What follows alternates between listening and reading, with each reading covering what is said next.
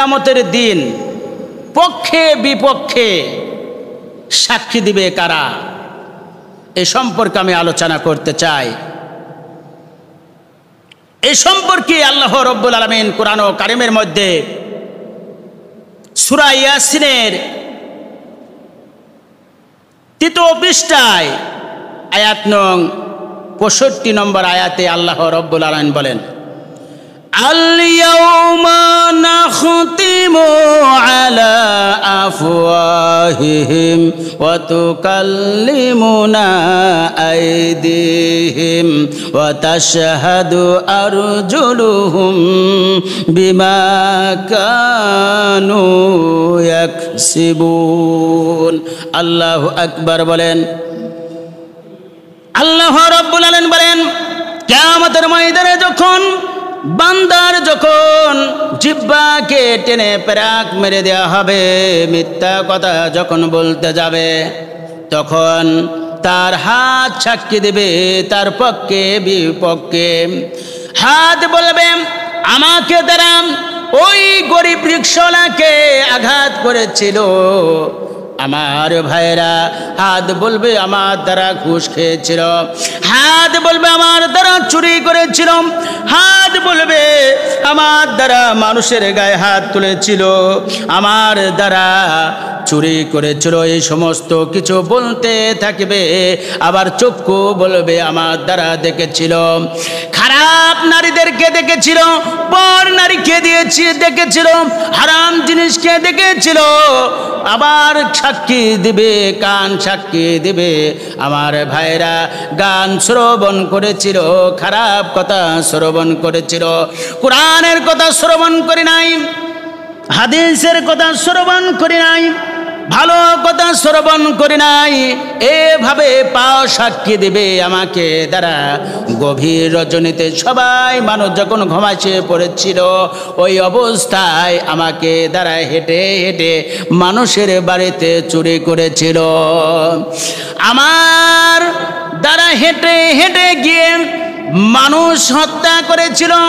আমার দ্বারা মানুষকে লাথি মেরেছিল, মার বুকের উপরে লাথি মেরেছিল, মাকে লাথি মেরে বাড়ি থেকে বের করে দিয়েছিল, বাবাকে লাথি মেরে বাড়ি থেকে বের করে দিয়েছিল। আমার ভাইরা এইভাবে সাক্ষী দেবে, হাত সাক্ষী দেবে, আমার ভাইরা চক্ষু সাক্ষী দেবে, কান সাক্ষী দেবে, এভাবে পাও সাক্ষী দেবে। সেই দিন কিয়ামতের ময়দানে বাঁচতে পারবো না। আমার ভাইরা এইরকম ভাবে হাত সাক্ষী দেবে। আমার ভাইরা এইভাবে শুধু সাক্ষী দিবে। মিথ্যে কথা বলতে গেলে আপনার অঙ্গ প্রত্যঙ্গ যখন সাক্ষী দেবে, আল্লাহ তাআলা আরো কোরআনের মধ্যে বলতেছেন সূরা ইনফিতরের 12, 13, 11, 12 নম্বর আয়াতের মধ্যে আল্লাহ রাব্বুল আলামিন বলেন, কিরামান কাতিবিনা ইয়ালামুনা মা তাফআলুন। আল্লাহ রাব্বুল আলামিন বলেন, ও বান্দারে, তুমি যখন গোপনে গুনাহ করো, আমার ফেরেশতা নিযুক্ত করে দিয়েছি, ফেরেশতা তোমার গুনাহগুলো লিখে ফেলে। ও বান্দারে, যখন তুমি ভালো কাজ করার নিয়ত করে ফেলো, আমার ফেরেশতা সঙ্গে সঙ্গে করে লিখে ফেলে। ও বান্দারে, তুমি যে কাজ করো না কেন, জন্ম থেকে মৃত্যু পর্যন্ত যত রকম কাজ করবে, আমার ফেরেশতা সঙ্গে সঙ্গে লিখে ফেলবে। আমার ভাইরা আল্লাহ তাআলা আরো বলেন, ইকরা কিতাবাকা কাফা বিনাফসিকাল ইয়াউমা আলাইকা হাসিবা। আল্লাহ রাব্বুল আলামিন বলেন, পড়ো তোমার আমলনামা, আজকে তোমার হিসাবের জন্য তুমি যথেষ্ট থাকবে। তোমার কোনো মানুষের সাক্ষী দেয়া লাগবে না। তোমার আমলনামা তোমার সামনে দিলাম, তুমি পড়ো। আমার ভাইরা, যখন ইমানদার বান্দা হবে, পরেশগার বান্দা হবে, ওই বান্দার আমলনামা আল্লাহ রাব্বুল আলামিন ডান হাতে দিবে। ডান হাতে দিলে পরে পড়া শুরু করবে আর বলবে কি? আল্লাহ রাব্বুল আলামিন বলেন, আমার ওই বান্দা বলবে, ইয়া ওয়াইলাতানা মালি হাযাল কিতাবি লা ইউগাদিরু সগীরাতাও ওয়ালা কাবীরা। আল্লাহু আকবার বলেন। ওই বান্দা বলবে, আল্লাহ আমি ছোট্ট থেকে ছোট্ট আমি একটি ভালো কাজ করেছিলাম, এক ব্যক্তির দিকে ভালো নজরে তাকাইছিলাম, সেটাও আপনি লিখে দিয়েছেন। ও বান্দারে, আল্লাহ রাব্বুল আলামিন বলেন, ও বান্দা তোমার ছোট্ট ভালো কাজও আমি লিপিবদ্ধ করে রেখে দিয়েছি। ওই বান্দা বলবে, আমি তো অমুক কাজ করে নাই, অমুক কাজের আমি সওয়াব পেয়েছি। আল্লাহ রাব্বুল আলামিন বলবে, এ বান্দারে ওই ভালো কাজের তুমি সহযোগিতা করেছিলে। যখন জালেম যখন আলেমকে যখন লাঞ্ছিত বঞ্চিত করতেছিলে, তখন তুমি আলেমকে সাহায্য করেছিলে, ওই আলেমের ভালো কাজ করেছিলে, ওই আলেমের দিকে তুমি ভালো নজরে তাকাইছিলে। ওই ভালো কাজ করাতে তোমার আমল নামায় ভালো ভালো সওয়াব এসে গেছে। আমার ভাই সকল, বর্তমান যুগে বোঝানো আরো সহজ, মোবাইলের যুগ এসেছে। আমার ভাইরা, যখন আপনার একটা ভিডিও এক ভাই দেখে আর এক ভাই দেখার সুযোগ হয়ে যায়, এক ভাই যখন দেখে আর এক ভাই দেখার সুযোগ হয়ে যায়।